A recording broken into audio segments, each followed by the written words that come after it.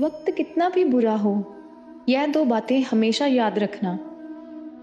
एक बार एक बहुत ही दुखी व्यक्ति एक महात्मा के पास आकर कहता है कि मैं अपने जीवन से बहुत ही दुखी हूँ। मैं अपनी पत्नी, बच्चे और परिवार को भी खुश नहीं रख सकता। अपने लिए भी कुछ नहीं कर पा रहा हूँ। कई बार तो मुझे अपनी जिंदगी को भी खत्म करने के ख्याल आते हैं। आप इतनी साधना करते हो, इतनी तपस्या करते हो, क्या आप मुझे कुछ ऐसा मार्ग बता सकते हो जिसके साथ मैं अपने बुरे समय से बाहर आ सकूं? मेरा बहुत ही बुरा समय चल रहा है। 2 वक्त की रोटी का इंतज़ाम करना भी बहुत ही मुश्किल हो गया है। अब आप ही बताओ कि मैं ऐसे बुरे वक्त में ज़िंदा रहूं तो कैसे रहूं? कैसे अपने परिवार को खुश रखूं? कृपया करके कोई साधारण सा तरीका बताएं जिसे मैं आसानी से समझ सकूं, क्योंकि मैं ज़्यादा पढ़ा लिखा नहीं हूं। यह सुनकर महात्मा ने मुस्कुराते हुए कहा कि तुम एक काम कर सकते हो। महात्मा ने सामने की तरफ इशारा करते हुए कहा, उस ऊंची पहाड़ी पर एक मंदिर है और उस मंदिर के पास चींटियों का एक घर है जहां हजारों चींटियां रहती हैं। तुम्हें सुनने में थोड़ा अजीब लग सकता है, पर वह चींटियां उस मंदिर की जमीन को खराब कर देती हैं, उस मिट्टी की उपजाऊ शक्ति को खत्म कर देती हैं, जिस वजह से वहां कोई भी वृक्ष, कोई भी घास नहीं उगता।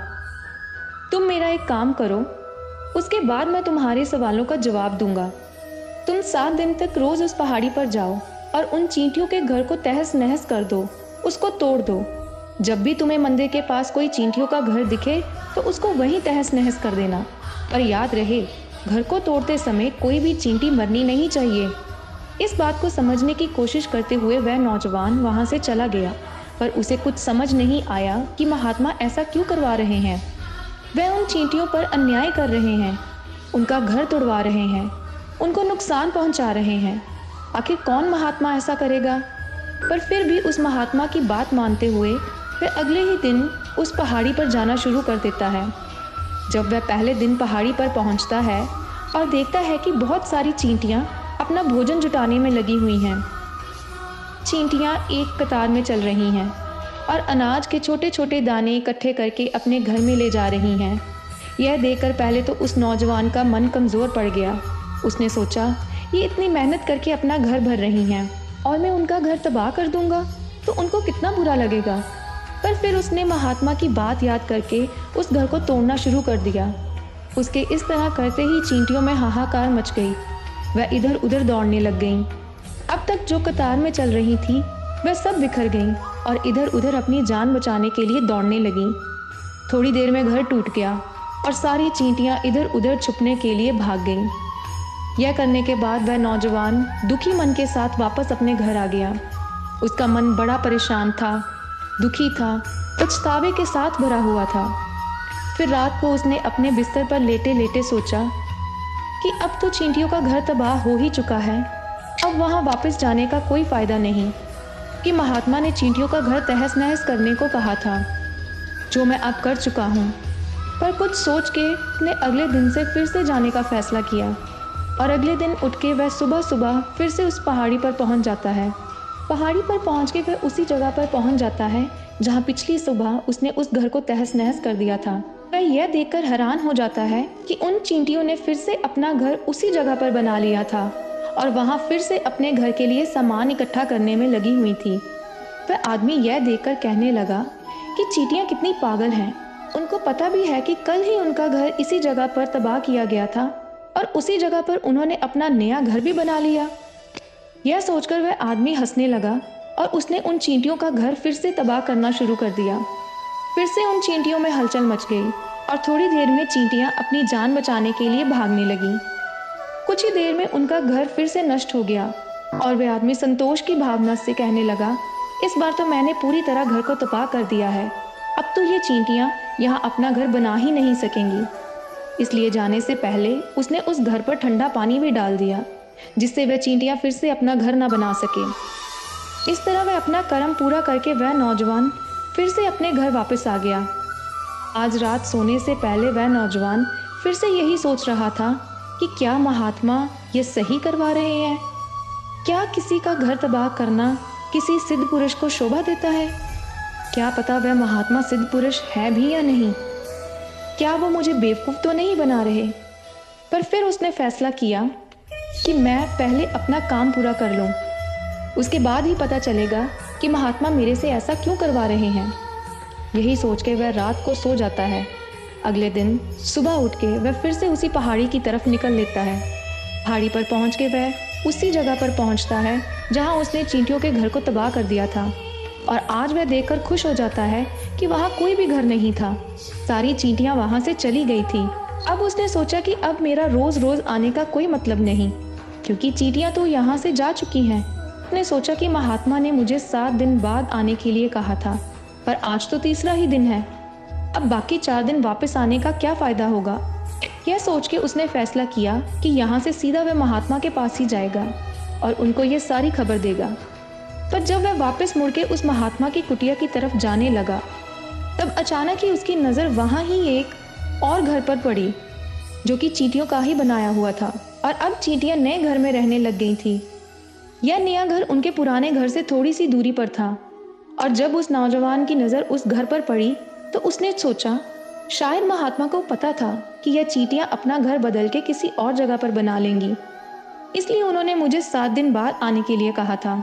इतना सोचते ही वह नौजवान उन चींटियों का नया घर भी तोड़ने पहुंच जाता है। जब वह वहां पहुंचता है और देखता है कि वह चींटियां उसी तरह काम पर लगी हुई थीं। वह अपने लिए भोजन इकट्ठा कर रही थी और अपने घर में जमा कर रही थी। जहां उनका पुराना घर टूटा था, वहां भी अनाज के दाने बचे हुए थे। चींटियां वहां से भी अनाज इकट्ठा करके अपने नए घर में ला रही थीं। अब यहाँ फिर से नौजवान का मन थोड़ा कमज़ोर पड़ गया, क्योंकि वह खुद भी कमज़ोर था, खुद भी समय का मारा हुआ था। इसलिए उसके मन में दया का भाव उमड़ रहा था। उसको उन पे दया आ रही थी। वह चाहता था कि वह उनकी मदद करे, पर वह तो उल्टा उनको नुकसान पहुंचा रहा था। पर फिर उस महात्मा की बात को याद करते हुए उसने फिर से मन मार के वह घर तोड़ने का फैसला किया। और इस बार उसने बड़ी ही सावधानी के साथ बिना किसी चींटी को नुकसान पहुंचाए उसने घर तोड़ना शुरू कर दिया। वक्त थोड़ा ज़्यादा लगा, क्योंकि किसी भी चींटी को नुकसान ना पहुंचाने की शर्त महात्मा ने पहले ही रखी हुई थी। इसलिए वह बड़ी सावधानी के साथ उनका घर तबाह कर रहा था। और उसने उस घर को भी तबाह कर दिया। और घर तबाह करने के बाद इस बार वह पहले से भी ज़्यादा दुखी था, क्योंकि उसने उनका नया घर भी तोड़ दिया था। वह उनको कहीं बसने ही नहीं दे रहा था। और अब वो अपने आप को शैतान या दानव समझने लगा था। पर फिर भी वह महात्मा की बात को मानते हुए बड़े ही दुखी मन के साथ अपने घर वापस आ गया। रात को सोने से पहले एक बार फिर उसने सोचा कि मैं कितना बड़ा शैतान हूँ, कितना बड़ा दानव हूँ। पुराना घर तो छोड़ो, मैं उन्हें बसने के लिए कोई जगह ही नहीं दे रहा हूँ। वह चींटियाँ मेरे बारे क्या सोच रही होंगी। ऐसी सोच सोचते आखिरकार एक बार उसने फिर अगले दिन जाने का फैसला किया। और अगले दिन सुबह सुबह वो फिर से वहाँ पहुँच जाता है। वह यह देखकर फिर से हैरान हो जाता है कि इस बार चींटियों ने एक और नई जगह पर घर बना लिया था और वह पहले से भी ज़्यादा ऊर्जा के साथ काम कर रही थी। उन्होंने एक रात में ही पहले से भी ज़्यादा बड़ा घर बना लिया था और वह फिर से अपना अनाज इकट्ठा करने में जुटी हुई थी। यह देखकर वह व्यक्ति सोचने लगा कि यह चींटियाँ किस मिट्टी की बनी हुई हैं। मैं इनको बार बार यहाँ से भगाने की कोशिश कर रहा हूँ और ये वहीं अपना घर बना लेती हैं। क्या इनको पता नहीं है कि मैं इनको कभी भी यहाँ बसने नहीं दूंगा। ये चींटी है, मेरे से इतनी छोटी है, पर फिर भी यह मेरे से हार नहीं मान रही। बड़ी हैरानी की बात है। और दोस्तों, इस बार उसने गुस्से से उस घर को तहस नहस कर दिया।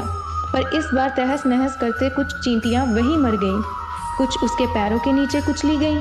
यह सब करने के बाद जब वह अपने अहंकार से बाहर आया तो उसने देखा कि गुस्से में उसने उन चींटियों को कितनी हानि पहुंचा दी और उसका मन पछतावे से भर गया और रोता हुआ अपने घर जाने लगा। रात को उसने सोचा कि मैं उन चींटियों पर बहुत ज़्यादा अत्याचार कर रहा हूँ, अब इससे ज़्यादा अत्याचार मैं नहीं कर पाऊँगा। और यह सोच के अगले दिन वह अपने घर से आटा लेके उस पहाड़ी पर पहुँच जाता है। आज उसके मन में उन चींटियों के प्रति श्रद्धा का भाव था, दया का भाव था। आज वह उनकी मदद करना चाहता था। और जब वहाँ पहुँचा तो चींटियाँ फिर से अपने नए घर को बनाने में लगी हुई थी। उसने बड़ी करुणा के साथ उनको आटा खिलाया। बाकी के बचे दिन भी वह ऐसा ही करता रहा। वह रोज सुबह जाता और उन चींटियों को अपने हाथों से आटा खिलाता। 7 दिन बाद वह नौजवान उस महात्मा के पास पहुँच के अपने दोनों हाथ जोड़कर बोलता है, कि हे महात्मा, मुझे माफ़ कर दो। मैंने उन चींटियों का घर तबाह करने की बड़ी कोशिश की। मैंने उनका घर तबाह किया भी। एक बार नहीं बल्कि 4 बार मैंने उनका घर तोड़ा। उसके बाद मैं हिम्मत ना कर सका, उनके घर को नहीं तोड़ सका। मैं समझता हूँ कि मैंने आपका काम पूरा नहीं किया और इसके बदले आप मुझे तरीका भी नहीं बताओगे जो कि मुझे इस बुरे समय से बाहर निकाल सकता है। पर मुझे इसकी कोई परवाह नहीं है। मुझे लगता है जो मैंने किया वो सही किया, इसलिए मैं आपसे आज्ञा लेकर घर वापस जा रहा हूँ। कृपया करके मुझे आज्ञा दें। यह सुनते हुए महात्मा ने मुस्कुराते हुए कहा कि बेटा, कहाँ जा रहे हो? रुको तो सही, जलपान तो कर लो। थोड़ी देर ठहर जाओ, उसके बाद चले जाना। यह कहकर वह महात्मा उस नौजवान के लिए पानी लेकर आते हैं। पानी पिलाने के बाद महात्मा उस नौजवान से पूछते हैं, तुम मुझे ये बताओ, आखिर तुम उन चींटियों का घर तबाह क्यों नहीं कर पाए? वह चींटियाँ तो छोटी सी हैं और तुम इतने बड़े हो, फिर भी तुम इतनी छोटी सी चींटियों का घर तबाह नहीं कर सके। कहाँ है तुम्हारी शक्ति, तुम्हारा बाहुबल? का जवाब देते हुए नौजवान ने कहा कि हे महात्मा, मैंने उन चींटियों का घर तबाह कर दिया था, बार बार किया था।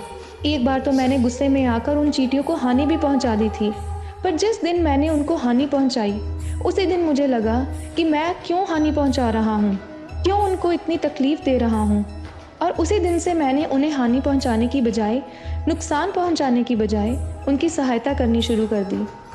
यह सुनकर उस महात्मा ने कहा, यही तो सीखने की बात है। एक छोटी सी चींटी हमें जीने का संदेश दे जाती है। मैंने तुम्हें उन चींटियों का घर तबाह करने के लिए नहीं भेजा था, मैंने तुम्हें भेजा था ताकि तुम उन चींटियों से कुछ सीख सको।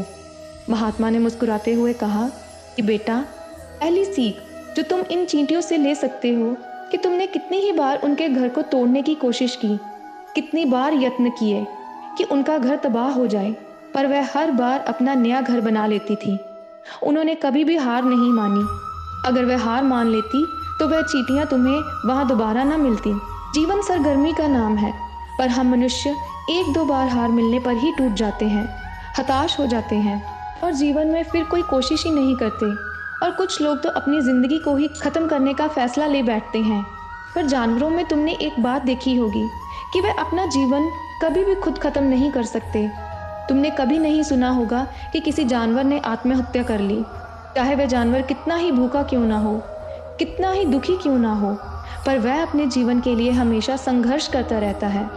पर दूसरी तरफ हम मनुष्य 1-2 बार हताश होने पर ही अपना जीवन खत्म कर लेते हैं। जीवन तो कर्मशीलता है, कर्म करने का नाम है। जीवन पर मौत आखिरी विश्राम है, परम विश्राम है। इसलिए मौत से पहले कर्म करना कभी ना छोड़ना, क्योंकि मौत के बाद तो तुम परम विश्राम में ही चले जाओगे। पर उससे पहले कर्म करना क्यों छोड़ रहे हो, क्यों हताश हो रहे हो? अगर आपका एक घर टूट गया है तो दूसरा घर बनाने की कोशिश करो, क्योंकि कोशिश करने वालों की कभी हार नहीं होती। यह तुम उन चींटियों से सीख चुके हो। देखने में वह चींटियाँ तुमसे कितनी छोटी हैं और तुम इतने बड़े हो, पर उनका मन तुमसे इतना बड़ा है, इतना विशाल है, इतना दृढ़ संकल्प है कि इतनी बार घर टूटने पर भी उन चींटियों ने एक बार भी हार नहीं मानी। दूसरी सीख यह है कि जब भी हम पर बुरा समय आता है, हमें लगता है कि यह समय कभी नहीं जाएगा, यह समय मेरे जीवन को बर्बाद कर देगा, मुझे कभी नहीं जीने देगा। और अपने इन्हीं ख्यालों में, जिनकी असलियत में कोई वजूद तक नहीं है, वह सब विचार हैं, और वही विचार हमारे मन को दुखी कर देते हैं और इसलिए हम कोशिश करना भी छोड़ देते हैं।